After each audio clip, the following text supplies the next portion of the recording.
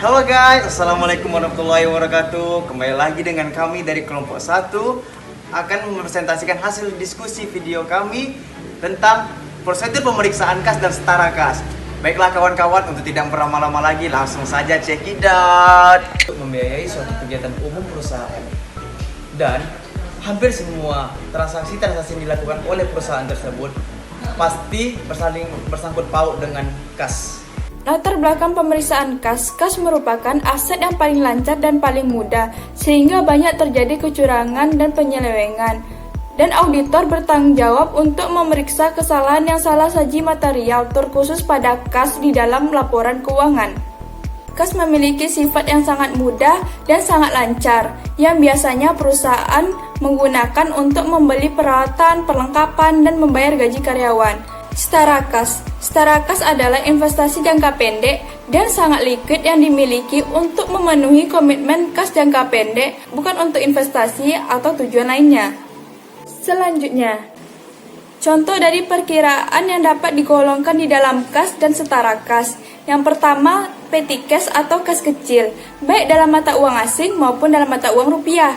Yang kedua, saldo rekening giro, baik dalam mata uang asing maupun dalam mata uang rupiah. Yang ketiga, bon sementara. Yang keempat, bon kas kecil yang belum direm burset. Selanjutnya, contoh yang tidak termasuk dalam kas dan setara kas.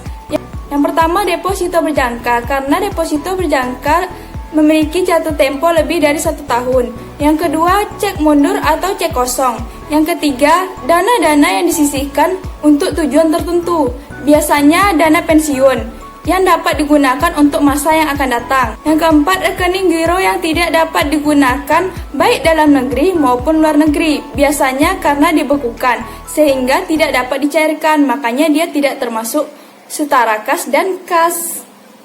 Baiklah, di sini saya akan menjelaskan tentang tujuan pemeriksaan, audit objektif, kas dan setara kas. Ada 9 tujuan pemeriksaan kas dan setara kas. Yang pertama yaitu untuk memeriksa apakah terdapat internal kontrol yang cukup baik atas kas dan setara kas, serta transaksi penerimaan dan pengeluaran kas dan bank. Jika auditor dapat meyakinkan dirinya bahwa internal kontrol atas kas dan setara kas, serta transaksi penerimaan dan pengeluaran kas dan bank berjalan efektif, maka luasnya pemeriksaan dalam melakukan substantif kas bisa dipersempit. Ada beberapa ciri internal kontrol yang baik atas kas dan setara kas, serta transaksi penerimaan dan pengeluaran kas dan bank, yaitu yang pertama, adanya pemisahan tugas dan tanggung jawab antara yang menerima dan mengeluarkan kas dengan yang melakukan pencatatan, memberikan otorisasi atas pengeluaran dan penerimaan kas dan bank. Pegawai yang membuat rekonsiliasi bank harus lain dari pegawai yang mengerjakan buku bank. Rekonsiliasi bank dapat dibuat setiap bulan dan harus direview oleh bagian akuntansi. Digunakannya Impress Fund System untuk mengelola kas kecil. Maksud dari Impress Fund System di sini adalah metode pembukuan kas kecil yang jumlah rekeningnya tidak langsung mencatat transaksi jika terjadi pengeluaran kas kecil. Tidak langsung mencatat transaksinya, tetapi mengumpulkan bukti-bukti transaksinya. Jika kas kecil sudah mau habis, barulah mencatat transaksi berdasarkan bukti-bukti transaksi tersebut. Lalu mengajukan kembali dana kas kecil sesuai dengan nominal pembukuan dan bukti transaksi, dan kas kecil kembali seperti semula. Berikutnya, penerimaan kas, cek, dan giro harus disetor ke bank dalam jumlah seutuhnya. Intake paling lama keesokan harinya. Uang kas harus disimpan di tempat yang aman, misalnya di cash box, brankas, atau di bank. Uang kas harus dikelola dengan baik, dalam arti jangan dibiarkan mengganggur atau terlalu lama disimpan di rekening giro, karena tidak memberikan hasil yang optimal. Jika uang kas yang menganggur, sebaiknya disimpan dalam deposito berjangka atau dibelikan surat-surat berharga yang kemudian harinya bisa diuangkan sehingga kita dapat bunga atau dividen. Blanko cek dan giro harus disimpan di tempat yang aman supaya tidak disalahgunakan. Selain itu, harus dihindari penandatanganan cek dalam bentuk blanko. Pada saat penandatanganan cek, harus dilampirkan bukti-bukti pendukung yang lengkap. Sebaiknya cek dan giro ditulis atas nama, dan cek atau giro ditanda tangani oleh 2 orang untuk menghindari penyalahgunaan. Lalu sebaiknya kasir diasuransikan atau diminta menyerahkan uang jaminan untuk backup seandainya terjadi kehilangan uang atau kecurangan dilakukan oleh kasir itu sendiri. Digunakan kwitansi yang bernomor urut tercetak atau pre-number. Bukti-bukti pendukung dari pengeluaran kas yang sudah dibayar harus distempel lunas.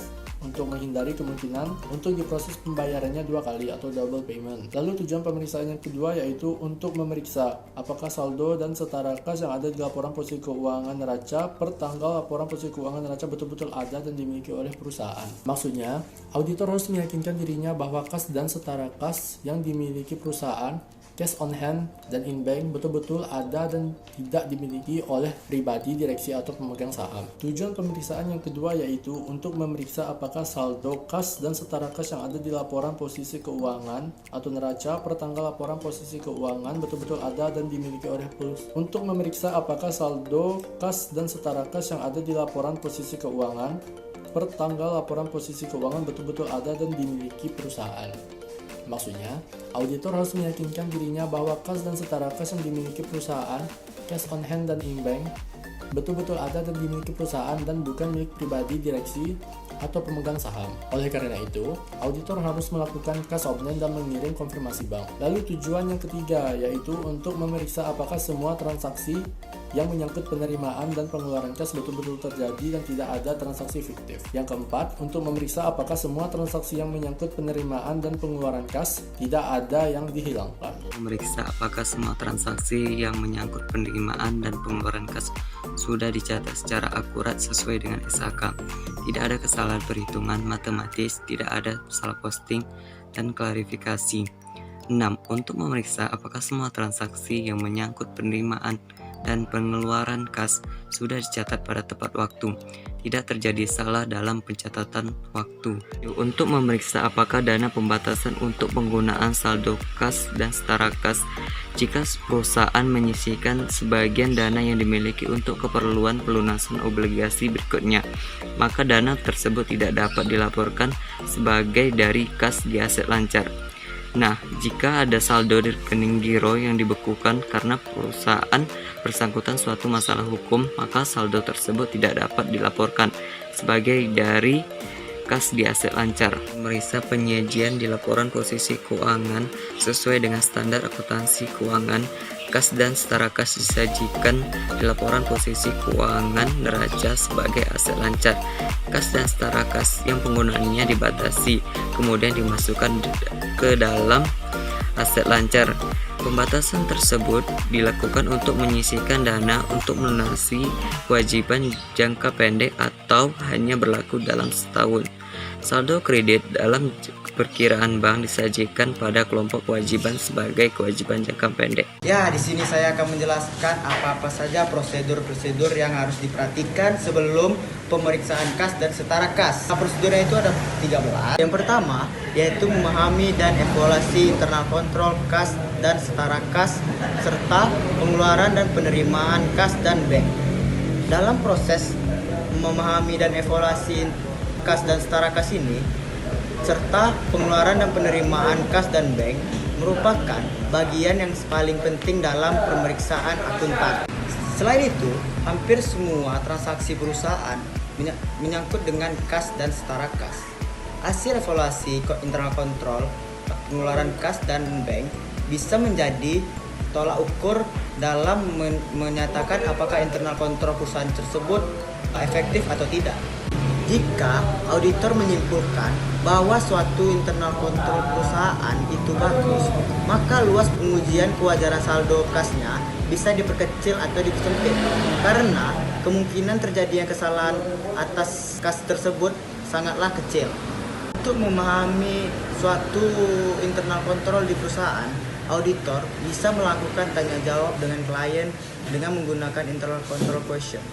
Selain itu, auditor juga dapat mengambil beberapa sampel dari bukti-bukti faktur-faktur pengeluaran kas dan bank dari klien tersebut. Jika disimpulkan oleh auditor suatu internal kontrol perusahaan itu lemah, maka auditor tidak perlu lagi mengadakan tes ketaatan atau compliance test, tetapi langsung ke arah substantif test yang diperluas. Apa itu compliance test atau tes ketaatan dan substantif test tersebut? Yang pertama, compliance test. Compliance test adalah tes bukti pembukuan yang dilakukan oleh auditor untuk mengetahui apakah bukti-bukti pencatatan yang dilakukan oleh manajemen tidak ada yang menyimpang. melalui asersi manajemen yang seperti yang sudah kita ketahui. Yang kedua, yaitu membuat top schedule kas dan setara kas atas laporan keuangan. Contoh schedule setara kas dan kas tersebut bisa kita lihat dari atas ini. Prosedur yang ketiga yaitu melakukan cash count atau perhitungan cash.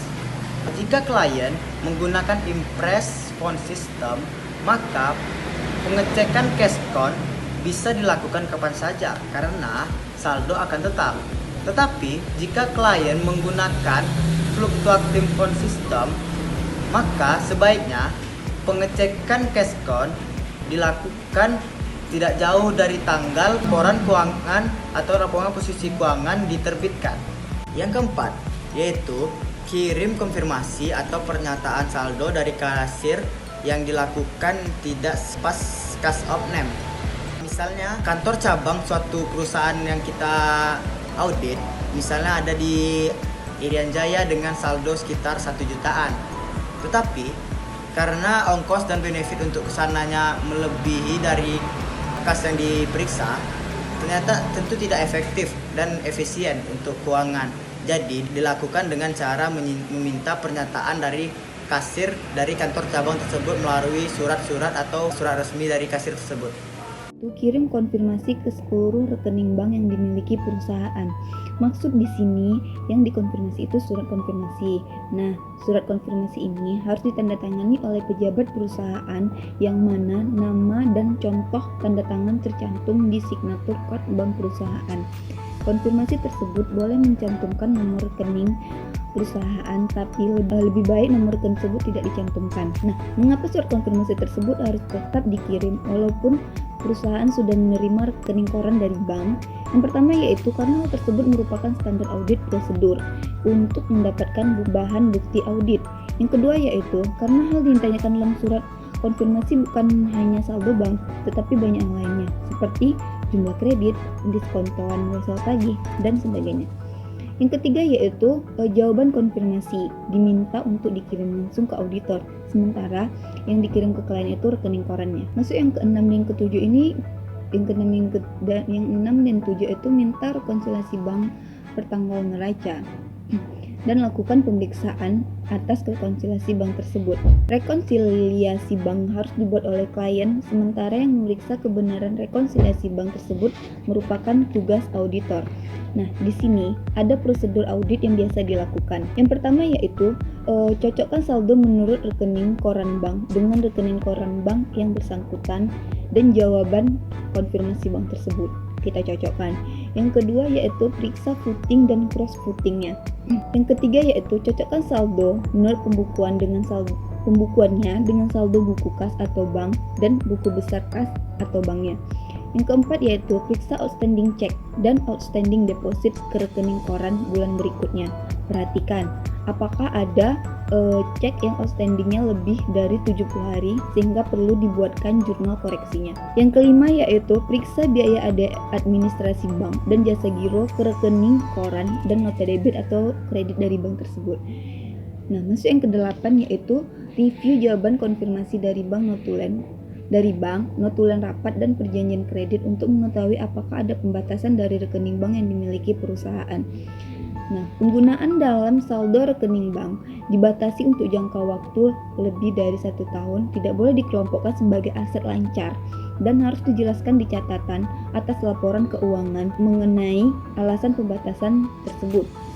Nah, pembatasan tersebut bisa terjadi karena perusahaan mempunyai masalah hukum sehingga rekeningnya itu dibekukan atau karena dijadikan jaminan bank garansi sebagian dari saldonya. Nah, selanjutnya teman-teman yang ke-8 adalah kita harus mereview jawaban konfirmasi dari bank, dari notulen rapat dan juga perjanjian kredit. Nah, takutnya kawan-kawan si perusahaan ini melakukan pembatasan terhadap rekening banknya. Nah, kalau melakukan pembatasan lebih dari 1 tahun itu nggak boleh dicatat sebagai aset lancar. dan harus diberi keterangan di laporan keuangannya. Sehingga untuk kita mengetahui apakah ada atau tidaknya pembatasan dari rekening bank tersebut, maka kita perlu untuk mereview jawaban dari konfirmasi bank, dari notulen rapat, dan juga perjanjian kredit. Nah, terus teman-teman, yang ke-9 itu ada kita harus mengecek transfer dari rekening bank itu selama 1 minggu sebelum tanggal neraca dan 1 minggu setelah tanggal neraca. Nah, kenapa kita harus cek? Nah, di situ terkadang ada kesalahpahaman. Maksud saya di sini adalah misalkan dari dia memiliki 2 rekening bank nih. Yang satu Bank BNI, yang satu BRI misalkan. Nah, kita itu misalkan punya transfer kan ke 10 juta ke Bank BRI pada tanggal 28 Desember, itu kan 1 minggu sebelum tanggal neraca ya. Nah, kemudian itu kita transfer 10 juta itu udah dicatat di Bank BRI-nya sebagai tambahan saldonya. Nah, sementara di Bank BNI ini belum terkurang saldonya. Nah, makanya di situ kalau udah kayak gitu kan kelebihan kas ya, kita kan banyak kas kita, sehingga itu menimbulkan keuntungan yang lebih besar, padahal seharusnya tidak begitu. Nah, makanya itu kadang dalam 1 minggu sebelum tanggal neraca ataupun sudah tanggal neraca itu perlu kita cek, karena di situ sering terjadi ketidakstabilan atau kesalahpahaman atau kesalahan lah biasanya di 1 minggu sebelum dan sesudah tanggal neraca itu. Selanjutnya teman-teman, yang ke-10 itu kita harus memperhatikan transaksi kas setelah tanggal neraca. Nah, tujuannya apa? Nah, supaya kita mengetahui, siapa tahu ada kewajiban yang belum tercatat sebelum tanggal neraca dan itu baru dibayarkan di tahun selanjutnya. Ataupun kita juga bisa melihat supaya transaksi utang misalnya itu dibayar yang ada di pertanggal neraca itu dibayarkan pada tahun selanjutnya. Kemudian yang 11 itu kita harus perhatikan mata uangnya ya teman-teman. Jadi misalkan itu bukan rupiah tuh, ada di kasnya ada yang rupiah, ada juga yang dolar. Nah, jadi yang dolar ini harus kita konversikan ke rupiah sesuai dengan Bank Indonesia yang per tanggal 31 Desembernya atau tanggal neracanya. Jadi kalau misalkan itu sudah disesuaikan, misalnya juga ada selisih kurs, nah itu juga harus dicatat ya teman-teman, jangan sampai lupa. Terus yang ke-12 itu kita harus periksa teman-teman di laporan keuangannya, itu kas dan setara kasnya itu udah sesuai dengan standar akuntansi keuangannya atau belum. Kalau belum ya kita sesuaikan dulu dengan SAK atau ETAP atau IFRS. Dan yang terakhir teman-teman, kita itu harus mencatat kesimpulannya di top schedule atau di memo tersendiri. Nah, itu kita catat setelah kita melaksanakan keseluruhan prosedur audit yang telah kami jelaskan tadi. Nah, itu kita lihat apakah wajar kas yang ada di tangan dia atau kas yang ada di bank rekeningnya, seperti itu. Teman-teman, penjelasan dari kami mengenai prosedur pemeriksaan kas dan setara kas. Semoga apa yang kami sampaikan dapat bermanfaat dan menjadi ilmu yang berguna, dan semoga juga kita dapat diberi perlindungan oleh Allah Subhanahu wa Ta'ala dan selalu dijaga kesehatannya. Akhirul kalam, see you next time my friend, and assalamualaikum warahmatullahi wabarakatuh. Oke guys, cukup sekian video dari kelompok kami. Pasti udah pada mengerti kan? Nah, ngerti kan? Nah, kalau belum ada juga yang mengerti, tanya aja langsung di Google Meet. Kami akan stay tune di sana. Insya Allah pertanyaan dari kalian semua yang belum mengerti, kami jawab semua rata, geng. Oke, thank you.